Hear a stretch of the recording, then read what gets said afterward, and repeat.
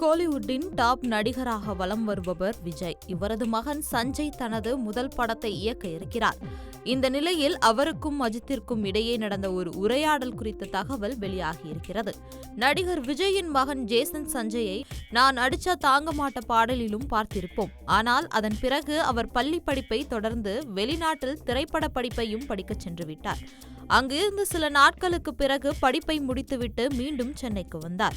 1.5 வருடங்களுக்கு முன்பாக ஜேசன் சஞ்சயின் முதல் படத்தை லைகா நிறுவனம் தயாரிக்க இருப்பதாக அதிகாரப்பூர்வ அறிவிப்பு வெளியானது. இதையடுத்து அவர் யாரை தன் படத்தில் ஹீரோவாக ஆக்க இருக்கிறார் என்ற எதிர்பார்ப்பும் எழுந்தது.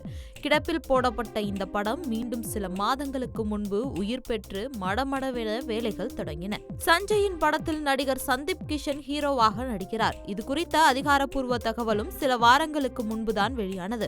இந்த படத்தை தன்னிடம் சஞ்சய் கூறும் பொழுது 2.5 மணி நேரத்திற்கு மேல் கூறியதாகவும் தான் இதை கேட்டு வியந்து விட்டதாகவும் ஒரே பேட்டியில் அவர் கூறியிருந்தார்.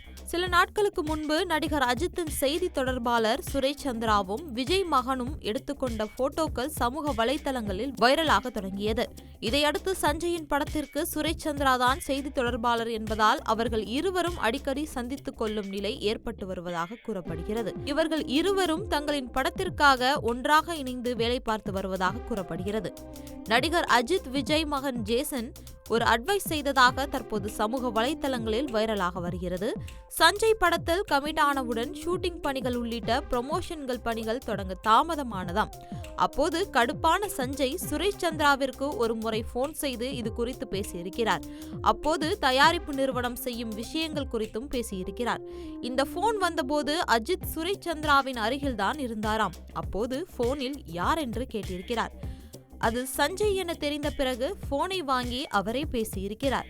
கவலைப்படாதே, தயாரிப்பு நிறுவனத்தின் பக்கம் இருந்து ஏதேனும் பிரச்சனை ஏற்பட்டால் என்னிடம் சொல், நான் வேறு நிறுவனத்திற்கு பரிந்துரைக்கிறேன், பிரச்சனையை தீர்த்துக்கலாம் என்று கூறியிருந்தார். சஞ்சய்க்கு ஆல் தி பெஸ்ட் சொன்னாராம். சுரேஷ் சந்திரா சஞ்சயுடன் க்ளோஸாக இருப்பதை பார்க்கும்போது ரசிகர்கள் இடையே இது உண்மையாக இருக்கலாம் என்று பேச்சு பொருளாகியுள்ளது.